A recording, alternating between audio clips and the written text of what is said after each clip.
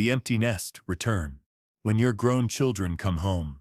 6 words that stopped Steve Harvey mid-sentence and transformed a game show studio into something sacred. 6 words that came from the mouth of a 52-year-old woman who had spent the last 3 years learning that raising children is a 20-year job, but being a mother is a lifetime calling. 6 words that would remind millions of viewers that the hardest part of parenting isn't when children are small and dependent, but when they're grown and independent and you have to trust that everything you taught them will be enough to guide them through a world you can no longer navigate for them. But this story doesn't begin with those 6 words.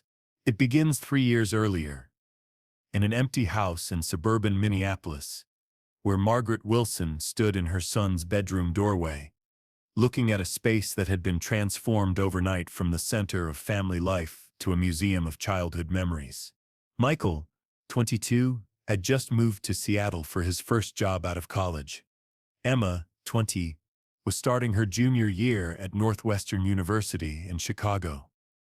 David, 18, had left for his freshman year at the University of Colorado just 3 days before. In the span of 2 weeks, Margaret and her husband Tom had gone from being the parents of 3 active, argumentative, hilarious teenagers to being empty nesters rattling around in a 4-bedroom house that suddenly felt enormous and unnaturally quiet. Margaret had been preparing for this transition for months. She had read books about empty nest syndrome, talked to friends who had survived it, and made plans for how she would fill the time that had previously been devoted to carpools, homework supervision, sports schedules, college visits, and the endless logistics of raising 3 children who always seemed to need to be in different places at the same time. But nothing had prepared her for the silence. The absence of backpacks dropped by the front door, sneakers scattered throughout the hallway, voices calling from upstairs, the refrigerator opening and closing 50 times a day. The sound of teenagers arguing about whose turn it was to load the dishwasher. The house wasn't just empty. It was stripped of purpose, of energy, of the chaos that had defined their family life for 2 decades. Tom, 54, was handling the transition better than Margaret. His law practice was busier than ever, and he threw himself into work with renewed focus. He joined a golf league, started going to the gym more regularly, and talked enthusiastically about the freedom to travel, to have spontaneous dinners out, to redesign their life around their own interests, rather than their children's schedules. But Margaret was struggling. She had been a stay-at-home mother for 22 years, building her identity around being available for her children's needs. She had been team mom for countless sports teams, room mother for dozens of classroom parties, driver for thousands of carpools. Her life had been measured in school calendars, vacation schedules, and the endless rhythm of providing care for people who needed her completely. Now, for the first time since she was 28 years old, nobody needed her in that immediate, urgent way. Her children were thriving in their new lives, calling occasionally but clearly absorbed in their own adventures. And Margaret found herself facing a question she hadn't confronted since she was pregnant with Michael. Who was she when she wasn't actively mothering someone? The first year had been the hardest. Margaret had tried to stay busy, volunteering at the hospital, taking art classes, spending more time with friends whose children had also left home. But every evening, when she set the table for 2 instead of 5, every grocery trip where she bought a single carton of milk instead of 3 gallons, every quiet weekend with no games to attend or friends to drive home, she felt the absence of her children like a physical ache. She had started to feel like a failure at the one job she had cared most about. If she had done her job right as a mother, why did she miss it so desperately? If her children were supposed to become independent, why did their independence feel like rejection? If this was the natural progression of family life, why did it hurt so much? The second year had brought some adjustment. Margaret had gone back to work part-time as an administrative assistant at a local nonprofit, finding satisfaction in being useful and productive again. She and Tom had rediscovered each other as a couple, remembering what they enjoyed about each other's company when they weren't coordinating schedules and managing teenage drama. They had taken a trip to Ireland, something they had talked about for years but never had time to do. But Margaret still felt disconnected from her children in ways that worried her. Michael called dutifully every Sunday, but their conversations felt stilted, like he was checking off a filial obligation rather than genuinely wanting to connect. Emma was absorbed in college life, majoring in environmental science and dating someone Margaret had never met. David was thriving academically, but seemed to need his parents less and less as he built his own life in Colorado. Margaret understood intellectually that this was exactly what was supposed to happen. She and Tom had raised independent, capable, successful young adults who were building their own lives.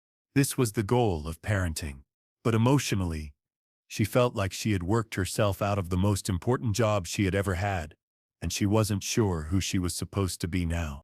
The third year had brought unexpected challenges. Tom's mother had been diagnosed with Alzheimer's disease, and suddenly Margaret found herself not launching children but caring for an elderly woman who needed increasing amounts of support and supervision. The irony wasn't lost on her.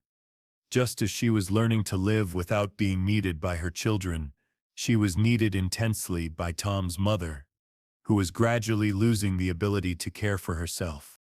Caring for Eleanor Wilson had given Margaret a sense of purpose again, but it was tinged with sadness and frustration, in ways that caring for her own children had never been. With her children, every milestone had been a celebration of growth and development. With Eleanor, every milestone marked another loss of independence, another step toward complete dependence. It was during this period that the Family Feud application had appeared in Margaret's email inbox. Emma had filled it out on behalf of the family during spring break, convinced that they would make great television and that the experience might help bring everyone back together for a few days. Margaret had been skeptical. The last thing she wanted was to be on national television, during what felt like the most uncertain period of her adult life.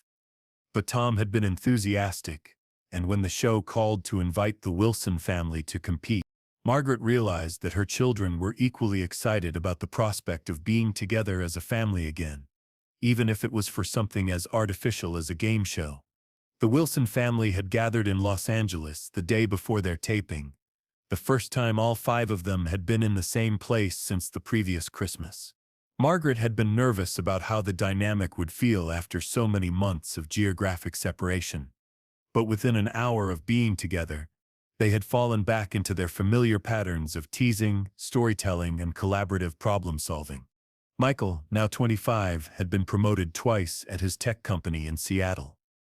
He was dating someone seriously for the first time since college, and seemed to have grown into an adult version of himself that Margaret found both familiar and surprising.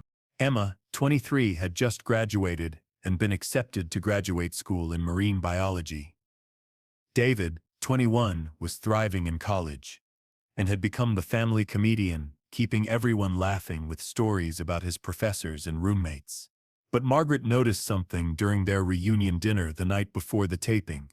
Her children kept looking at her with a combination of affection and concern, as if they were checking to make sure she was okay. They asked about her work, her hobbies, her health, and Eleanor's condition with the kind of attentiveness that suggested they had been talking about her among themselves. "Mom," Emma had said during dinner, "you seem different, happier, more yourself again." Margaret had been surprised by the observation. She hadn't felt particularly happy or like herself. She had felt like she was still figuring out who she was supposed to be in this new phase of life.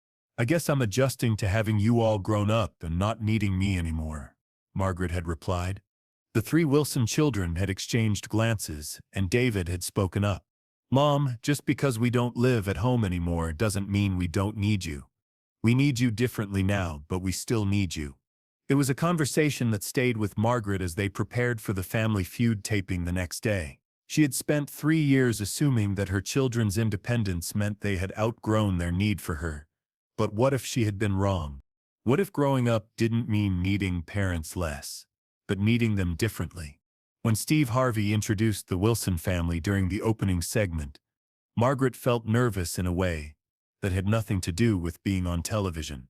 This was the first time in 3 years that she would be representing herself as the mother of this family in a public setting, and she wasn't sure she still knew how to fill that role. "And here we have the Wilson family from Minneapolis," Steve had announced. "Tell me about your family, Margaret." Margaret had looked at her children, all of them encouraging her with their eyes, and realized that despite the years and distance and changes, they were still fundamentally a unit. They were still a family, just a family that looked different than it had when everyone lived under the same roof. "We're here because my children wanted to see if we could still work as a team, even though they're all grown up and don't live at home anymore," Margaret had said. "We're testing whether we're still a family, or if we're just four people who used to live together." Steve had smiled at the honesty. "And what do you think so far?" Emma had jumped in. "We're definitely still a family. We just had to figure out how to be a family when everyone's adults and nobody needs Mom to drive them anywhere." The game had started with the Wilson family playing against the Chen family from Sacramento. The competition was close, both families demonstrating good chemistry and quick thinking. Steve was in his element, making jokes about family dynamics and creating those moments of connection that made Family Feud special. But during the fourth round, everything shifted. The category was "Name something that makes you feel young again." It was the kind of question that usually brought out answers about exercise, music, dancing, or playing games. The Chen family had just finished their turn with solid responses like listening to old music and playing with grandchildren. It was Margaret's turn at the podium.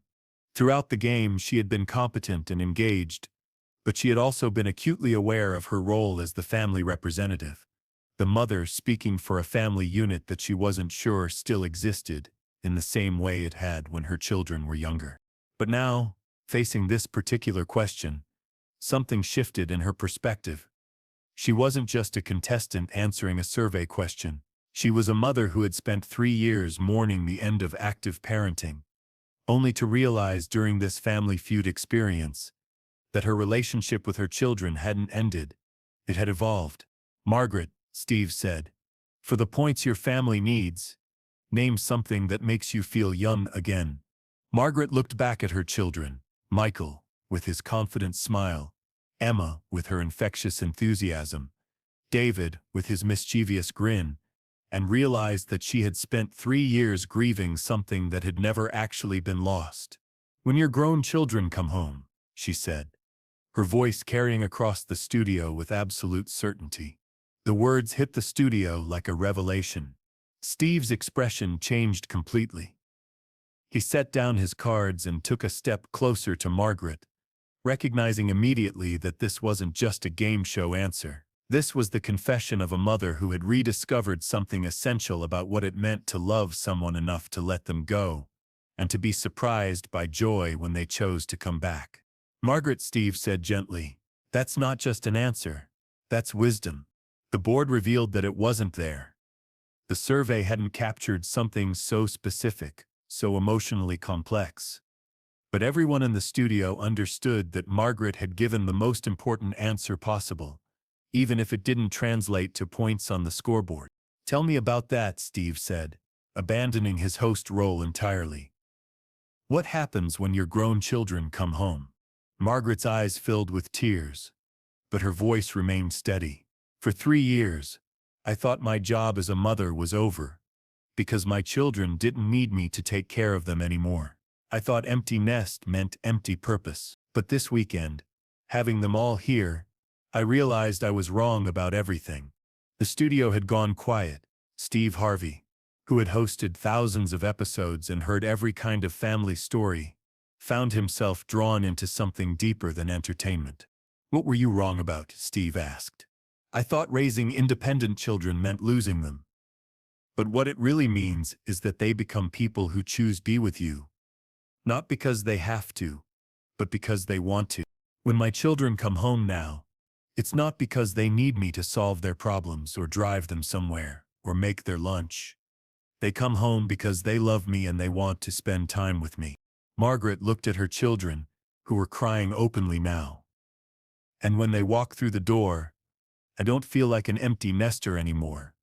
I feel like the mother of 3 amazing adults who still think I'm worth visiting." Steve looked over at Michael, Emma, and David, who were clearly moved by their mother's words. "Kids," Steve said, "is that true? Do you still need your mom?" Michael spoke first. "More than ever. But it's different now. Instead of needing her to take care of us, we need her wisdom, her support, her perspective. We need to know that no matter how far we go or how old we get, there's still a place where someone loves us unconditionally." Emma nodded. "When I was little, I needed Mom to solve my problems. Now I need her to listen while I figure out how to solve them myself. That's actually harder and more important." David added, "Coming home isn't about being taken care of anymore. It's about being with the people who knew you before you knew yourself, and still love who you turned out to be." That's when Steve Harvey did something unprecedented. He walked over to the Chen family and spoke directly to them. "Chen family, I need to ask you something. Would it be all right with you if we made this moment about something more important than winning a game?" Mrs. Chen, a woman in her 60s, who had raised 4 children of her own, didn't hesitate. "Steve, this mother just taught us something beautiful about what it means to let children go and welcome them back. That's more valuable than any prize." Steve walked back to center stage and addressed the entire studio. "Ladies and gentlemen, I need everyone here to understand what just happened. This woman just solved the mystery of successful parenting. She taught us that the goal isn't to raise children who need you forever. The goal is to raise children who choose you forever." Steve turned to Margaret. "Margaret, I want you to know something. You didn't lose your purpose when your children grew up. You achieved it. You raised 3 adults who still want to come home. Do you know how rare that is? Do you know how precious that is?" But Steve wasn't finished. He reached into his jacket pocket and pulled out his business card, but then seemed to think better of it. Instead, he took off his suit jacket and walked over to Margaret. "This jacket has been with me for every family that stood on this stage," Steve said, draping it over Margaret's shoulders. "It's seen families in every stage of life, every kind of love, every kind of challenge, and I want the woman who just taught us what successful parenting looks like to have it." Margaret, now wearing Steve's jacket, looked overwhelmed by the unexpected recognition. "I don't feel successful. I feel like I'm still figuring it out." "That's what makes you successful," Steve replied. "You're still learning, still growing, still becoming a better parent even though your children are adults. That's what real parenting looks like." The Chen family left their podium and joined the Wilson family at center stage. Mrs. Chen approached Margaret and spoke quietly. "My youngest is a senior in college," she said. "I've been dreading his graduation because I thought it meant the end of being needed. Thank you for showing me it might mean the beginning of being chosen." The audience was on its feet now, not because they were prompted to applaud, but because they had witnessed something authentic about the evolution of family love, about what it meant to parent successfully across decades rather than just years. Steve addressed the audience and the cameras one final time. "Today we learned something that every parent needs to hear. The measure of successful parenting isn't whether your children need you forever. It's whether they want to come home when they don't have to." The episode aired exactly as it happened, unedited. 4 months later, it became one of the most shared Family Feud episodes in the show's history. Not because of any game show drama, but because viewers recognized something authentic about the long arc of family love and what it meant to parent successfully across a lifetime. More importantly, it sparked conversations about empty nest syndrome, about redefining success in parenting, about what it meant to love someone enough to let them go and to be surprised by grace when they chose to return. Margaret Wilson returned to Minneapolis with more than game show memories. She returned with a completely different understanding of her role as a mother and what it meant to have raised independent children who still chose to be part of her life. The jacket that Steve gave her became a symbol of recognition. But more than that, it became a reminder that her value as a mother hadn't diminished when her children moved out. It had evolved into something more complex and more beautiful. the love of adults who chose to maintain connection, not out of obligation, but out of genuine affection and respect. 6 months later, Margaret made a decision that surprised everyone, including herself. She quit her part-time job and started a support group for parents experiencing empty nest syndrome. Using Steve's jacket as her conversation starter, she helped dozens of parents understand that the goal of parenting wasn't to be needed forever, but to raise children who would choose to stay connected even when they didn't have to. The Wilson family began a new tradition of quarterly gatherings, not because anyone mandated it, but because Michael, Emma, and David genuinely wanted to spend time together as a family. These gatherings became opportunities not just for nostalgia, but for the adult children to seek advice, share achievements, and maintain the bonds that had been strengthened, rather than weakened by independence. Margaret's relationship with each of her children deepened as she learned to appreciate them. Not just as her children, but as adults whose company she genuinely enjoyed. She discovered that Michael had inherited her love of gardening, and they began planning a shared vegetable garden for when he visited. Emma's environmental passion connected with Margaret's growing interest in sustainable living. David's humor had matured into a sophisticated wit that kept the whole family laughing. The most profound change was in how Margaret understood her own identity. For 3 years, she had seen empty nest as empty purpose, but she came to understand that successful parenting meant working yourself out of the job of active caregiving and into the role of chosen advisor, supporter, and friend. Tom noticed the change in his wife immediately. The sadness that had shadowed her for 3 years lifted, replaced by a confidence about her value that wasn't dependent on being actively needed by her children. Their marriage, which had been strained by Margaret's struggle with empty nest syndrome, flourished as she rediscovered herself, not just as a mother, but as an individual with interests, passions, and purpose beyond her children. Margaret's answer that day never made it onto the board, but it made it into the hearts of parents who needed to understand that empty nest could mean empty house, but full heart. That successful parenting meant raising children who would choose to come home even when they didn't have to, and that the greatest compliment adult children can give their parents is the decision to maintain connection, not out of duty but out of love. The impact of Margaret's words extended far beyond that single afternoon. Within weeks of the episode airing, empty nest support groups reported increased membership from parents who had been struggling with the transition. Margaret's message that parenting success was measured by choice rather than need resonated with thousands of mothers and fathers. Margaret began responding to letters from viewers, finding unexpected purpose in helping other parents navigate the complex emotions of loving adult children. She discovered that her experience wasn't unique. Countless parents were struggling with the same feelings of displacement that had shadowed her early empty nest years. The support group that Margaret started in Minneapolis grew rapidly. Meeting weekly, Margaret's approach was practical and hopeful. She taught parents to distinguish between being needed and being wanted, between solving problems for adult children and providing support while they solved problems themselves. The quarterly Wilson family gatherings became models for healthy adult-family relationships. Margaret learned to appreciate her children as accomplished adults, whose company she genuinely enjoyed. Conversations evolved from parental check-ins to genuine exchanges of ideas and mutual support. Michael sought Margaret's advice about leadership challenges and work-life balance. Emma's discussions about conservation efforts kept the family engaged. David's stories about local politics enriched everyone's understanding of current events.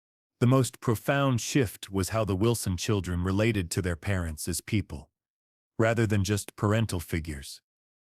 They began asking Margaret and Tom about their own dreams and experiences beyond parenting. Margaret shared stories about her life before children, observations from 5 decades of living. Tom's relationship with Margaret flourished as she rediscovered identity beyond active mothering. The couple rediscovered their partnership as individuals with shared interests. They began traveling more, pursuing hobbies together, enjoying conversations not centered on their children's needs. Margaret's work with empty nest parents led to speaking opportunities. She developed successful graduation, from active parenting to chosen relationship, that helped hundreds of parents reframe the transition as achievement rather than loss. Her message was consistent. The goal of parenting wasn't to create lifelong dependence, but to raise adults who would choose ongoing relationship. She taught parents to measure success, not by how much children needed them, but by how much children wanted to maintain connection. The jacket became a powerful symbol in presentations. Margaret would explain how she wore it as validation for successful parenting, encouraging parents to see children's independence not as rejection, but as the ultimate compliment. The most meaningful validation came from her own children, who told friends that their mother taught them the difference between family obligation and choice. They credited her with showing them that healthy adult relationships with parents were built on mutual respect rather than duty.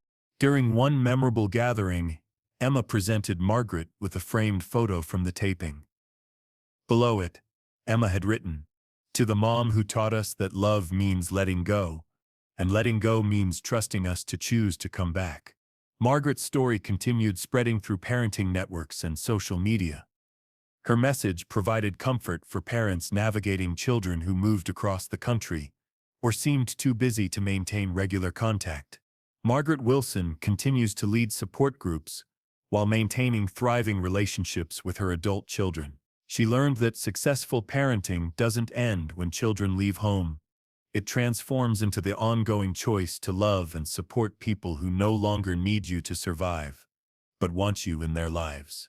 Her adult children visit not because they have to, but because they genuinely enjoy spending time with parents who appreciate them as accomplished individuals. Every time they walk through the door, Margaret experiences the joy she described, being chosen by people who have every reason to choose independence, but decide instead to choose connection. Today, when Margaret tells parents that successful parenting means raising children who choose you rather than need you, she speaks from experience of living both empty nest pain and the joy of rediscovering family bonds based on choice. The most beautiful thing about raising independent children isn't that they can live without you.